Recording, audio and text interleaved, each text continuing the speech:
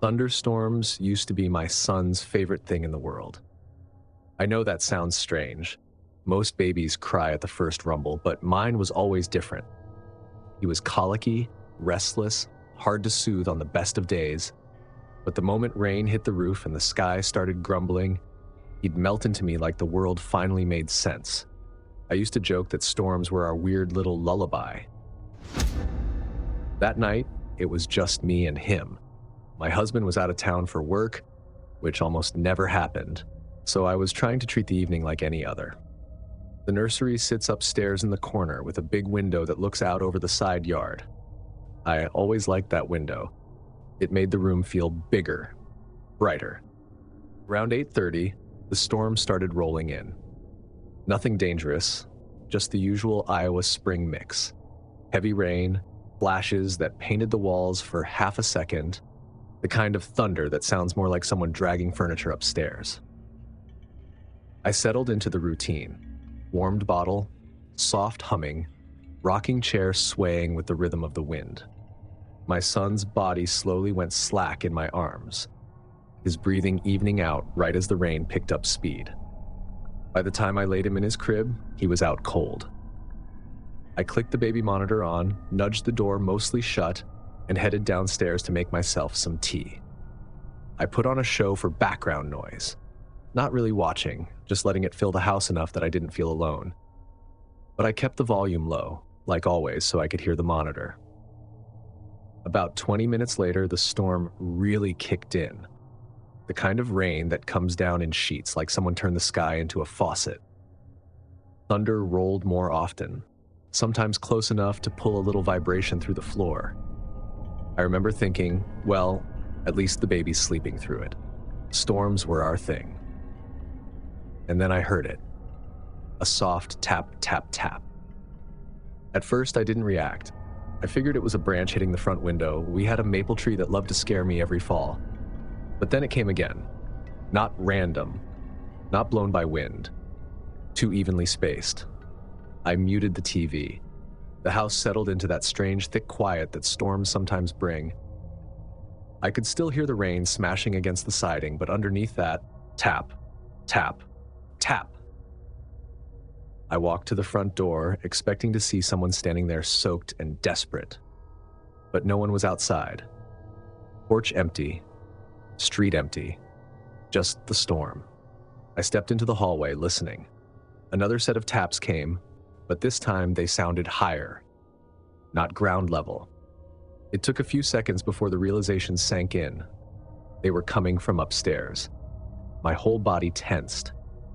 I didn't want to go up there. Every instinct told me to pretend I hadn't heard it. But the baby was upstairs, so I climbed. The closer I got to the top, the clearer the sound became. Tap, tap, tap. And it wasn't the roof or the siding. It was coming from the nursery. There was a faint flicker of light under the nursery door, just the storm's reflection, but it gave the whole hallway this weird, pale glow. I walked down the carpeted hallway trying to breathe calmly. My hand shook when I pushed the nursery door open. The room looked peaceful. Dim nightlight, my son asleep with his tiny fists curled near his face. Rain dragged long streaks down the window pane. For a second, it felt like I'd invented everything. Then the whole room lit up in a burst of lightning, and in that split second, I saw it. A hand pressed against the outside of the window. Not a shadow or some branch smacking the glass. Pale fingers spread wide, flattened against the pane, like someone was bracing themselves there. Too high off the ground. Too still. Thunder cracked a moment later, shaking the window in its frame. By the time the room went dark again, the hand was gone. I didn't think. I just grabbed my son out of the crib. I kept whispering, "It's okay, you're okay," but the words were wobbling out of my mouth more for me than him. I backed out of the room as quietly as I could, shut the door, and practically speed walked to the master bedroom across the hall. That room doesn't face the side yard. No view of that window whatsoever, which suddenly mattered more than I ever thought it could. I locked the bedroom door, went straight into the walk-in closet, and sat on the floor with my son pressed against my chest. He stirred a little, confused, but didn't cry. Thank God he didn't cry. I dialed 911 with hands that couldn't stay still. The dispatcher tried to keep me calm, asked me questions I barely processed. Is anyone else home? Are all doors locked? Do you see anyone now? I told her someone had been at my second floor window. Saying those words out loud made everything feel way too real. While I talked, I started hearing noises again. Not knocking this time, something subtler. The groan of gutters being used for leverage. A light tap on a different window, farther down the house. The wind and thunder kept swallowing the sounds, then suddenly handing them back to me in little pieces. My son made a tiny whine and my heart clenched. Terrified he'd start crying and pinpoint exactly where we were. I rocked him gently, barely breathing. The dispatcher told me officers were on their way, but the roads were dangerous. I remember staring at the dark gap under the closet door and praying I wouldn't see someone walk past. It felt like an hour, but it wasn't. Red and blue lights finally flashed through the bedroom window, cutting through the storm. The dispatcher told me to stay put until they announced themselves.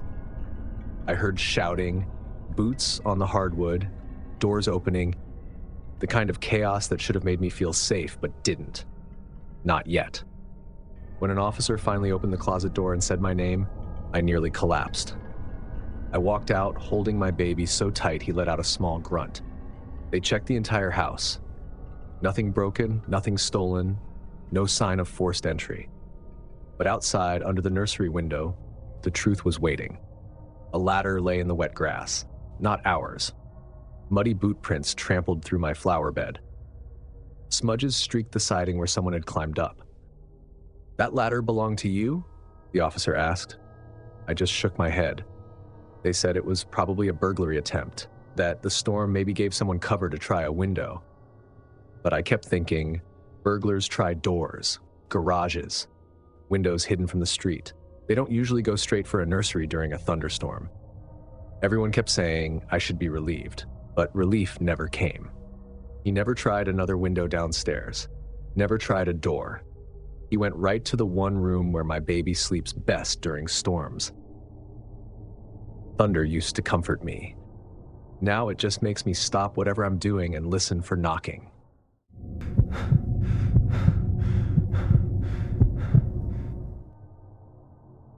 I wasn't planning on doing anything that night except riding out the storm. That's all you really can do with Kansas weather. Let it yell, let it throw things around, and hope the power lines hold. It was around 11, the kind of storm where rain doesn't fall so much as it slams sideways. Thunder every couple minutes, wind rattling the gutter like it was trying to peel it off. I live in a little single-story house outside Topeka. Not rural enough to feel isolated, but far enough out that you don't get drive-by traffic when it's raining like hell. I'd changed into sweats, put on some mindless TV, and kept checking the radar on my phone. Out here, you learn to read the colors like they're a second language. The neighborhood was dead quiet. Everyone was home, parked in the garage or under carports, pretending the storm wasn't a big deal. To most of us, it isn't. Midwest storms become background noise if you've lived here long enough. I was halfway through a rerun when someone started banging on my front door. I'm talking full-on pounding, hard enough to shake the frame, hard enough to put your nerves on high alert before you can even think straight. I muted the TV immediately. For a second, I just stared toward the entryway, wondering if I'd imagined it. But then it came again. 3 heavy hits, like someone trying to get in or make sure I heard them. My first thought was, neighbor in trouble. Second thought, storm casualty. Maybe someone slid off the road. I walked to the door and checked the peephole. A man was standing on my porch, looked mid-30s or 40s. Baseball cap, dark jacket. His hair was plastered down with rain dripping off his face, but something was off right away. The jacket didn't look soaked. His jeans didn't look soaked. Only the top of him did. He yelled something, but the storm swallowed half of it. I heard just enough. Truck flipped. Ditch. Need to come in. Use your phone. I didn't open the door. I just raised my voice through it. "What truck? Where at?" He gestured vaguely toward the road, shouting something about it being back there a ways. No specifics. No right past your mailbox, no near the curve. Nothing you'd say if you'd actually just crawled out of a wreck. I asked if he was hurt. He didn't answer that, just said he needed inside, needed the rain off of him, needed to call someone. Lightning flashed, bright enough to light up the whole side window beside my door. The road was empty. No headlights. No hazard flashers. No truck on its side. I checked again. Nothing. Now the electrician part of my brain kicked in, the part that notices little things without trying. His shoes were damp but not muddy. His jeans were damp around the ankles but dry everywhere else. And his jacket? Barely wet. It was like he'd only stepped out into the storm long enough to look the part. Something was off. Way off. So I told him through the still locked door, "I'll call 911 for you. You stay on the porch." His tone changed immediately. He repeated that he didn't need police, didn't need an ambulance, just needed inside for a bit. "No," I said, louder this time. "I'll call someone to come help you. You stay out there." He stood there silent for a moment, just breathing, staring at the door like he was deciding something. Then he hit the door again. Not as hard as before, but deliberate. I backed up and went to the kitchen to grab my phone. I could still see the shadow of him standing on the porch from the side window. The dispatcher picked up and I explained what was happening. Man claiming a flipped truck, no vehicle present, tried to get inside my home.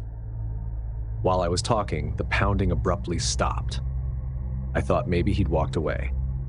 But about 10 seconds later, something hit the back door. Same force, same guy. The dispatcher heard it too. She asked if I had another entrance. I whispered, "Yeah, the back door leads into the hallway." The interior lights were still on, so I hit them off and moved quietly toward the back of the house. I didn't want my shadow to give me away. The only light came from the storm. Flashes of lightning cutting across the yard. Another flash hit, and that's when I saw him, standing at the back door, just a few feet from the glass panes.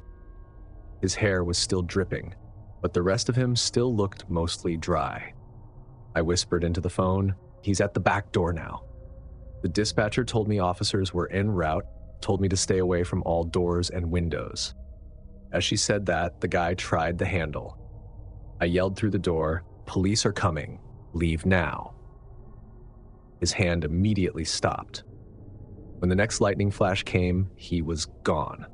By the time the cruiser pulled up and the officers checked around the house, the front porch was empty, the backyard was empty, and the road was still clear.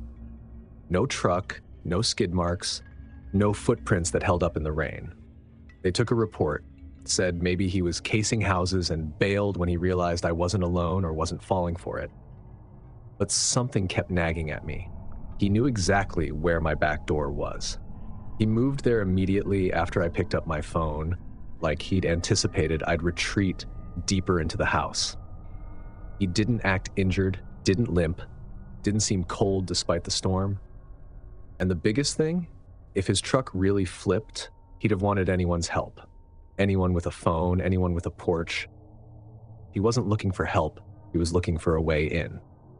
Now when storms roll in, I don't just check the radar, I check every lock in the house. Twice.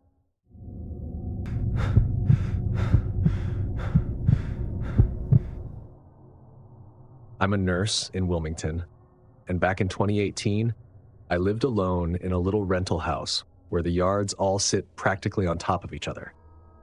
My shifts were chaotic.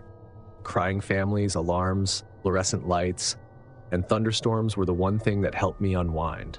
They scrubbed the world clean. That night, a coastal storm rolled in just before midnight. Sheets of rain, flickers of heat lightning, wind coming in gusts strong enough to shiver the windows. I showered after work, made a mug of tea, curled up sideways on the couch, and left the curtains half open so I could watch the sky strobe. The house was dim and calm, TV on low. I was already feeling myself unclench as the storm deepened. Then a lightning flash lit up the yard next door, and I saw a shape, human-sized, upright, standing near the tree line behind my neighbor's house. I blinked and leaned forward. The flash had been quick, but I figured it was just my neighbor taking trash out, or a teenager cutting through the yard. Then another flash hit. He was still there, just closer. Not by a huge amount, but definitely more toward the middle of the yard now.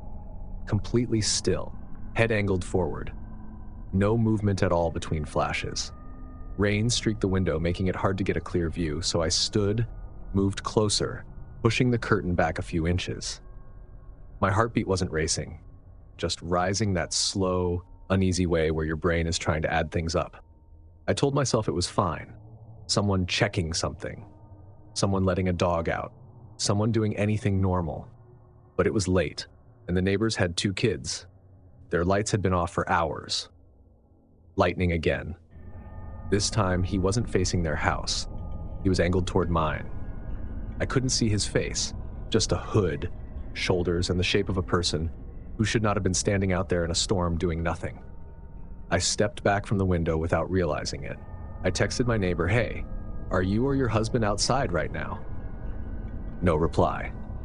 Not even a delivered for a minute or two. They were clearly asleep. I walked back to the couch, but at that point, I wasn't watching TV. I was watching my own reflection ghosted in the glass. The flash that followed was quick but unmistakable.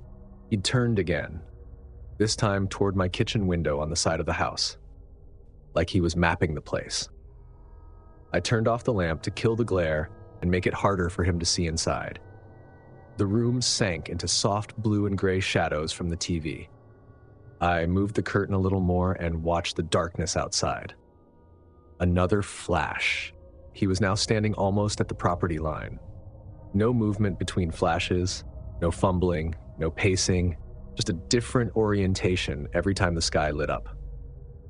Suddenly, the storm didn't feel peaceful anymore.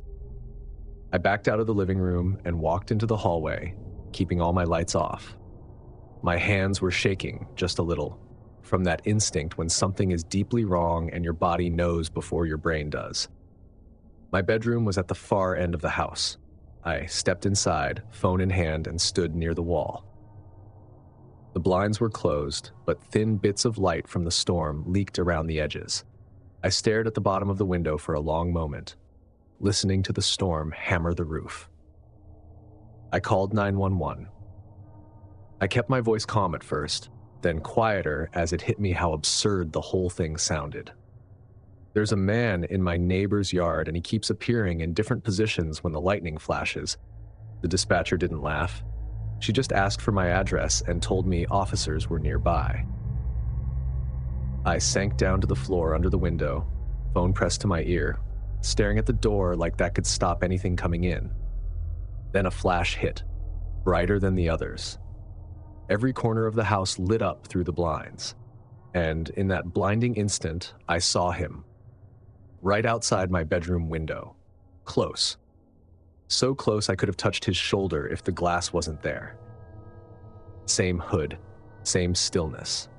Head angled up like he was trying to look through the crack in the blinds. I dropped sideways onto the floor, crawling on instinct into the hallway, whispering into the phone, "He's at my window now." The dispatcher's voice got more urgent. She told me to stay low and away from all windows. I pressed myself into the hallway wall and curled there, knees drawn up.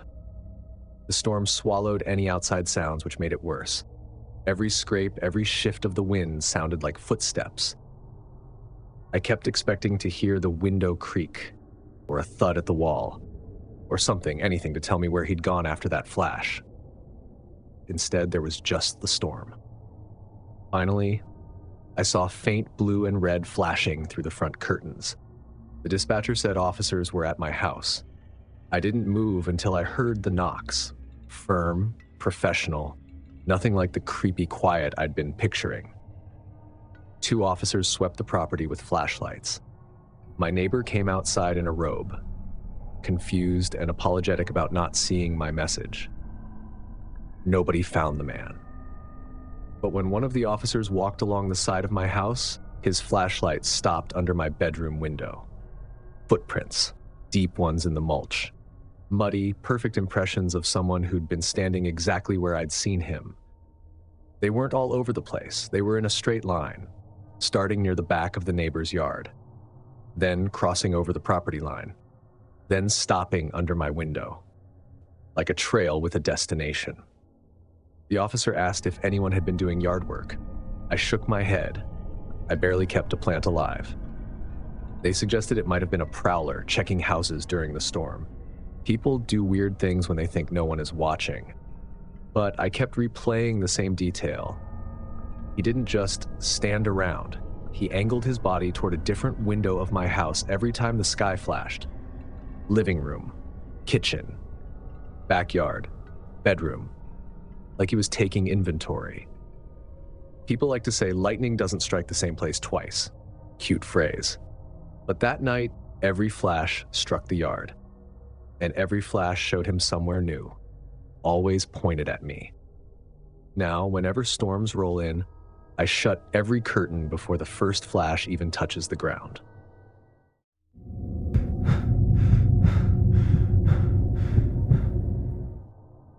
Storm weather is perfect if you're the kind of person who likes shutting the world out, which is exactly the mood I was in that night. Cincinnati was getting hammered by one of those loud, restless thunderstorms. Wind bending the trees, sheets of rain slapping the houses, thunder rolling so constantly it felt like background noise. By 10 o'clock, the whole neighborhood looked abandoned, which honestly made staying in feel even better. I live in a small split level. Upstairs is the boring grown-up stuff, but the basement is my cave. Monitors, console, mini fridge, the whole setup. Only problem is, the basement has its own door to the backyard. Old wood, stubborn deadbolt, and a little rectangle window at the top that's terrible for actual visibility and great for horror movie vibes. I came home from work, nuked dinner, and headed straight downstairs with my headset. Storm nights are guilt-free nerd nights. You don't need an excuse to stay in. The weather gives you one. Around 9:30, the power flickered once. Just long enough to make the router gasp and bring up that little spike of panic you get when you realize how much you depend on electricity. Everything stabilized, and I kept telling myself I'd set up the UPS tomorrow. Then, I jumped into another match. About half an hour later, while I was locking in for the next round, I heard something underneath the game audio. A dull, short thud. I paused the game and lifted the headset. Rain. Thunder. Wind. Nothing else. Probably a trash can, I said to nobody. My neighbor's deck furniture has a history of trying to run away on storm nights. I went back to the game. 2 minutes later, another thud. Same spot, same weight. But this time there was a faint metallic element to it, like something nudged metal while hitting wood. I pulled off the headset completely and sat still. The storm was pounding the tiny window, water streaking down it hard enough to blur anything on the other side. The basement lights suddenly felt too bright, so I tapped the monitor off and flipped the light switch. Basement went dark. That's when I heard the softer sound. Metal sliding against metal. A small testing scrape. My brain recognized it instantly. Someone rattling or touching a lock. I stepped toward the tiny window, staying low so I wasn't backlit. Lightning flashed, bright enough to light the backyard like a stage. For 1 second I saw him, a figure near the basement door. Hunched a little, head down like he was looking right at the deadbolt. Before my brain could catch up, thunder cracked, violent enough to shake the window, and everything snapped back into darkness. I didn't move for several seconds. I just listened. Really listened. Rain. Wind. Thunder. And underneath it, the lock being touched again. Another scrape. Then the quiet, unmistakable click of someone testing tension on a deadbolt. I backed away from the window and toward the staircase. The basement door was maybe 6 feet behind me. If that lock gave, whoever was outside would walk straight into the room. The staircase goes up to a hallway door I'd put a lock on when I moved in.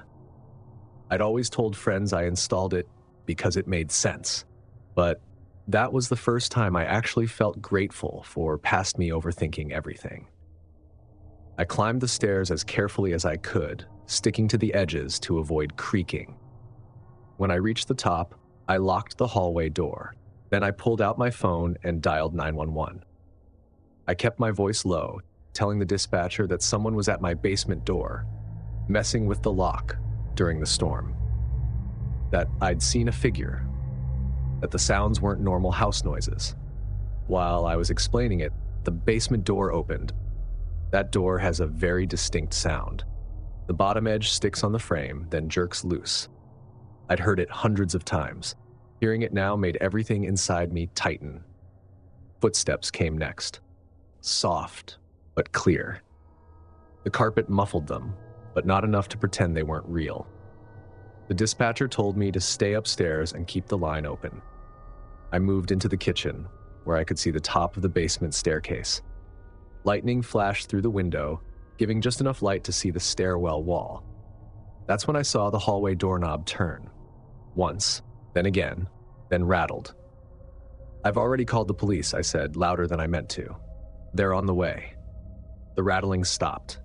Silence, except for rain hammering the roof. I didn't blink. Then, the footsteps again. Quick this time, moving down the stairs. Another flash of lightning lit the wall as the shape retreated. A second later, I heard the basement door slam open into the storm. The dispatcher stayed with me until squad car lights splashed across the front windows. 2 officers came inside, checked the main floor, then unlocked the basement door and went down while I stayed close behind. Water had blown in from the backyard. Mud tracked across the entry, smeared into the carpet on the first couple steps. Not footprints exactly, more like someone moved too fast to leave clean impressions. Outside, just past the basement threshold, a dark jacket was lying in the grass, soaked through. One of the officers lifted it with 2 fingers and rifled through the pockets. No wallet, no phone, nothing identifying. Just a small plastic bracelet, bright colors, the kind worn at a kid's party or carnival. Way too small for an adult wrist. We all stood there in the rain for a minute, just staring at it. "Storm nights are good cover," one officer said eventually. "Most prowlers take advantage of noise and low visibility. Looks like he bailed fast when he heard you." Everyone kept repeating the same comforting line. At least he didn't get upstairs. But that wasn't the part getting to me. What bothered me was the intention behind everything he did. He chose the only door without a porch light. He waited until thunder covered the sound. He walked around with a child's bracelet in his pocket. And he didn't hesitate once the lock finally gave. The basement is sealed now. New door, new deadbolt, cameras, sensors, the whole paranoid checklist. But every time Cincinnati gets one of those rolling storms, the kind that shake the windows before the rain even starts, I find myself in the kitchen again, watching the staircase like it might finish the story for me. Everyone else says to be grateful he never made it past the basement. Sure. But I keep thinking, he tried my house first, and somewhere out there is a kid missing a bracelet and a man who didn't pick it up for no reason.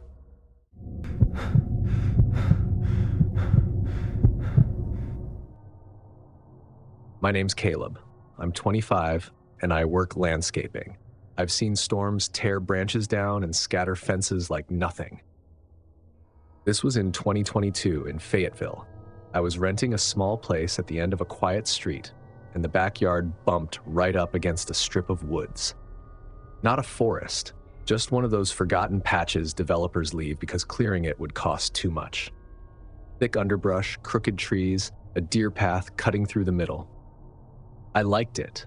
No neighbors staring into my porch. Just trees and quiet.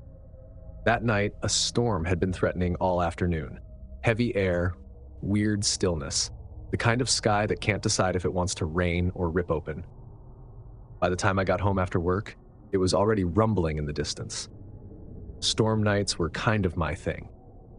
I'd shower off the dirt, throw on an old t-shirt, crack a beer, and sit on the covered back porch while the rain hammered the metal roof. Cheap therapy. I turned off the porch light so I could see the yard better, leaned on the railing, and watched the storm push in. Every flash of lightning lit up the tree line like someone was taking photos in the woods. It was during one of those flashes that I noticed something new. A flashlight beam weaving between the trees. At first, I thought it was just another flash of lightning catching water droplets, but this was too thin, too controlled. A single white beam angling around at ground level. It didn't move like a hiker's light. It jerked, it dipped, it paused for too long in weird spots. No voices. No one calling to someone else, just rain and that wandering beam. I checked the time. Late. Late enough that whoever was out there probably shouldn't be. I watched it for a minute or two, trying to make sense of it. The storm was already rough. The wind was pushing sheets of rain sideways, and the air had that heavy, electric feel right before a big strike. Who wanders around the woods in weather like that? The light drifted deeper into the trees, then slowly made its way back toward the clearing just past my fence. I was leaning forward, trying to pick out a shape behind it, when the sky blew open with one of those huge rolling flashes. The kind of lightning that freezes everything like a photograph. And in that 1 second whiteout, I saw 3 people. They were standing in a straight line in the clearing, holding hands, shoulder to shoulder, all facing toward the houses, toward me. The flashlight wasn't in anyone's hand. It lay on the ground in front of them, beam pointing up at nothing. Then thunder cracked hard enough to shake the porch, and everything went black again. Only the flashlight beam remained, sliding around the trees like nothing strange had just happened. I stayed still, pressed back into the deeper shadow of the porch. It suddenly felt like I was on stage and the woods were the audience. Another flash tore across the sky. The clearing was empty. No 3 figures. No line of people. Just the flashlight lying exactly where it had been, still glowing. I told myself they'd stepped back. Maybe the storm scared them. Maybe they ran deeper into the woods.